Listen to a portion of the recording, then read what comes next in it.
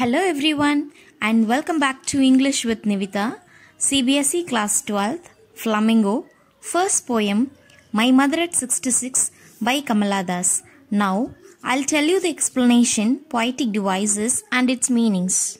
This poem is based on mother-daughter relation and the poet shares her feelings for her mother. இந்த போயமில் ஒரு அம்மா பொண்ணு relationship பற்றி ரொம்ப அழகாக சொல்லியிருக்காங்க.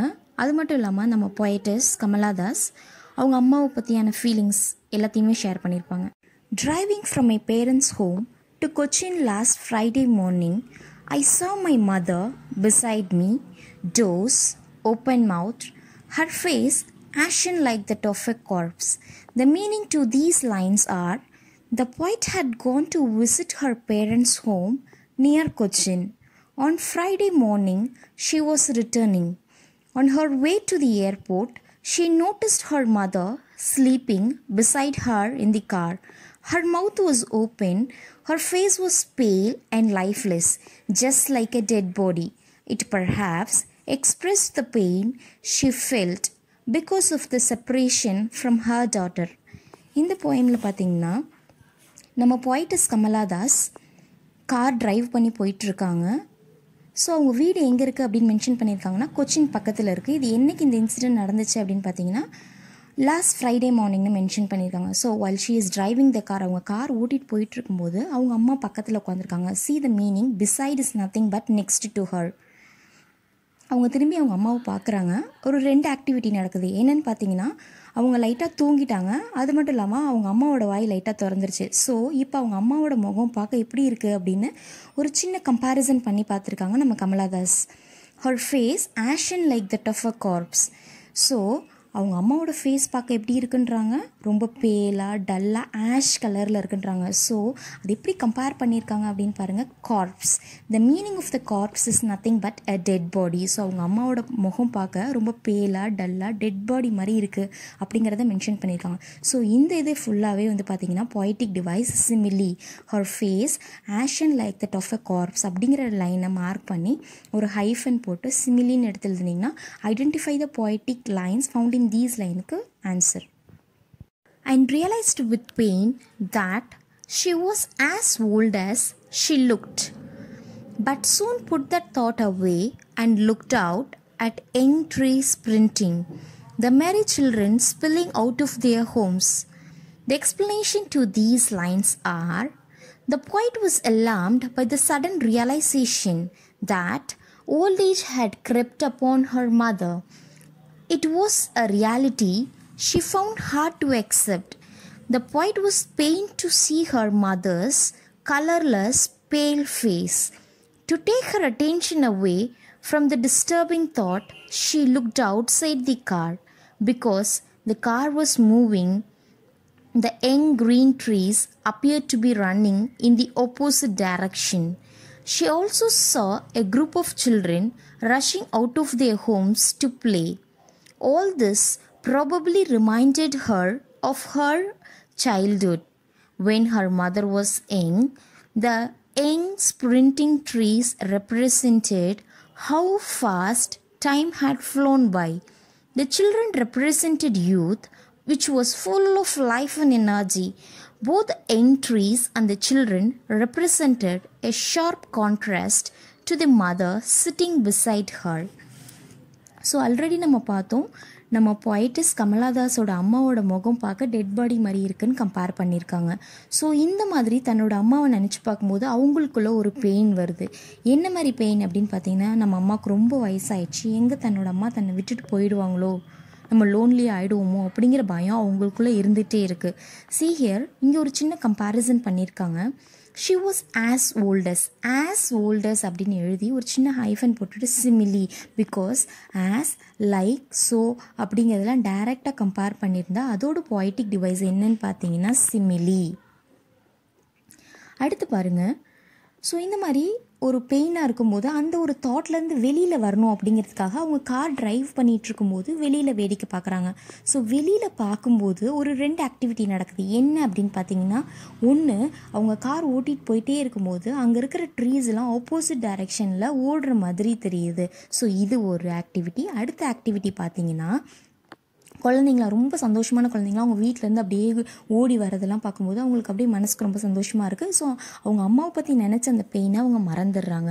ஸோ இதில் ரொம்ப ரொம்ப இம்பார்ட்டண்டான கொஸ்டின் என்ன அப்படின்னு பார்த்தீங்கன்னா, ட்ரீ ஸ்ப்ரிண்டிங் அப்படிங்கிறதுலேருந்து 3 கொஸ்டின்ஸ் கேட்பாங்க. ஒன்று என்னென்னு பார்த்தீங்கன்னா, sprinting, what is the meaning of the term sprinting? So கண்டிப்பாக மீனிங் கேட்பாங்க எக்ஸ்ட்ராக்ஸில். ஸோ ஸ்ப்ரிண்டிங் மீனிங் என்னென்னு பார்த்தீங்கன்னா ஷார்ட் ரன்னிங். அடுத்த கொஸ்டின் என்னென்னு பார்த்தீங்கன்னா, what is a poetic device for tree sprinting which is nothing but personification? எந்த ஊர்லேயும் ட்ரீஸ் குடுன்னு ஓடாது. ஸோ ட்ரீஸ் ஓடுது அப்படின்னு சொல்கிறனால ஒரு நான் லிவிங் திங்காக கம்பேர் பண்ணியிருக்கனால இதோட poetic டிவைஸ் என்னென்னு பார்த்தீங்கன்னா personification. The next most repeated question in 12th CBSE is, what does tree sprinting signify? இதுக்கு மோஸ்ட் காமன் எரர் நம்ம ஸ்டூடெண்ட்ஸ் என்ன பண்ணுவாங்கன்றதையும் சொல்லிடுறேன். ஸோ நம்ம கமலாதாஸ் கார் டிரைவ் பண்ணிகிட்டே இருக்கும்போது அங்கே இருக்கிற ட்ரீஸோ ஆப்போசிட் டைரெக்ஷனில் போகிறாங்கன்னு சொல்லி எழுதி நிறைய ஸ்டூடெண்ட்ஸ் 1 மார்க் ரொம்ப ஈஸியாக விட்டுருவாங்க. அது கிடையாது. What is a tree sprinting signify அப்படின்னு கேட்டால், the time which has past away very fast. So அவங்க குழந்தையாக இருக்கும்போது அவங்க அம்மா எங்கே இருந்திருப்பாங்க, ஸோ இந்த டைமில் எப்படி ரொம்ப ஃபாஸ்ட்டாக போயிடுச்சு, ஸோ இப்போ அவங்களுக்கு ரொம்ப வயசாயிடுச்சு அப்படிங்கிறத மென்ஷன் பண்ணுறது தான் இந்த tree sprinting. See to the next poetic device, the merry children spilling out of their homes, which is nothing but a metaphor. This meaning of spilling is rushing out. But after the airport security check, standing a few yards away, I looked again at her, wan, pale as a late winter's moon. The explanation to these lines are, the young children and trees were able to divert her thoughts away, but after reaching the airport and passing through the security check, the poet again looks at her mother, who was standing a few yards away from her. Her mother looked lifeless and dull, like a late winter's moon, which cannot be seen clearly because of mist and fog. இப்போ அடுத்த scene பார்த்தீங்கன்னா, நம்ம Kamala Das car ஓட்டிகிட்டு எங்கே போய் reach ஆகிட்டாங்கன்னு பார்த்தா Cochin airport போயிட்டாங்க. அங்கே ஒரு செக்யூரிட்டி செக் நடக்குது. அது முடிச்சதுக்கப்புறமா அவங்க அப்படியே பின்னாடி பக்கம் டேர்ன் பண்ணி பார்த்தா அவங்க அம்மா நிற்கிறாங்க. இப்போ ஒரு சின்ன கம்பேரிசன் பண்ணியிருப்பாங்க. இப்போ அவங்க அம்மாவோட முகம் பார்க்க எப்படி இருக்குன்னா, van, van is nothing but colourless. இது மோஸ்ட் ரிப்பீட்டடாக 12 CBSல கேட்பாங்க. பேல் அப்படின்னா ஒன்றும் இல்லை, ரொம்ப லைட் கலர் அப்படின்றாங்க. எப்படி கம்பேர் பண்ணியிருக்காங்க பாருங்கள். As a late winter's Moon, இதோட poetic device it is very easy, simile. Late winter's Moon அப்படின்னா என்னென்னா, வின்டர் சீசனில் அந்த மிஸ்ட் அண்ட் ஃபாக்னால் ரொம்ப டல்லாக இருக்கும், ஒன்றும் கிளியராக தெரியாது அப்படிங்கிறது தான் இதோட meaning. And felt that old familiar ache, my childhood's fear, but all I said was, see you soon அம்மா, and I did was smile and smile and smile. The explanation to these lines are, once again she was pained to see her mother in this condition, as she was going away and leaving her mother her old familiar pain, her childhood fear that she would lose her mother suddenly come back to her. So she tried to hide her emotions behind her smile. She did not want to reveal her feelings to her old mother and bids her farewell with a smile. She gave hope to her mother and herself by saying that she would meet again and kept on smiling. So ஒரு தடவையும் அவங்க அம்மாவை compare பண்ணும்போது either it might be a corpse or a late winter's moon, எப்படி compare பண்ணாலும் அந்த pain, அந்த வலி, அந்த ஏக், அந்த ஃபியர் தனக்குள்ளே அவங்களுக்குள்ளே வந்துடுது. ஸோ இது ரொம்ப ஃபெமிலியர் ஏக் அப்படிங்கிறாங்க. இது 1 or 2 டேஸில் வந்தது கிடையாது. அவங்க சின்ன குழந்தை சைல்ட்ஹுட்லேருந்து அவங்களுக்கு அந்த பயம் இருக்குது. என்ன பயம் அப்படின்னு பார்த்தீங்கன்னா, பயம், பெயின், ஏக், இது எல்லாமே 2 மார்க் கொஸ்டினில் ரொம்ப ரிப்பீட்டடாக கேட்பாங்க. But very very simple answer. அவங்க அம்மாவுக்கு ரொம்ப வயசாகிடுச்சு, ஸோ அவங்க அம்மாவை அவங்க எங்கே மிஸ் பண்ணிடுவாங்களோ இல்லை லூஸ் பண்ணிடுவாங்களோ அப்படின்னு எழுதினீங்கன்னா இது ரிப்பீட்டடாக கேட்ட கொஸ்டின்ஸ். ஸோ அவங்களுக்குள்ள எவ்வளோ பெயின், அந்த பயம் இருந்தாலுமே எந்த எமோஷன்ஸையும் அவங்க அம்மா கிட்ட எதையுமே எக்ஸ்ப்ரெஸ் பண்ணாமல் அதை தனக்குள்ளே வச்சுக்கிட்டு அவங்க அம்மாவை பார்த்து சிரிச்சுக்கிட்டே ஸ்மைல் பண்ணிகிட்டே பை பை சொல்லி கிளம்புறாங்க. ஸோ இதுதான் அந்த லாஸ்ட் ஃபியூ லைன்ஸில் இருக்கக்கூடிய மீனிங்.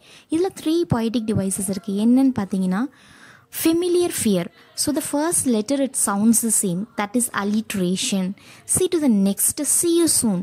இதுலேயும் எஸ்எஸ் அப்படிங்கிற ஃபர்ஸ்ட் லெட்டர்ஸ் அண்டர்லைன் பண்ணிவிட்டு அலிட்ரேஷன் அப்படின்னு எழுதணும். சரிங்களா? லாஸ்ட் லைன் பாருங்கள், smile and smile and smile, it is being repeated. So the poetic device is repetition. REPETITION. So இவங்களுக்குள்ளே இவ்வளோ கஷ்டம் இருந்தாலும் it takes a lots of efforts and courage for her to smile and say bye-bye to her mom. Thank you. If you like this video, please do like, share and subscribe. See you in the next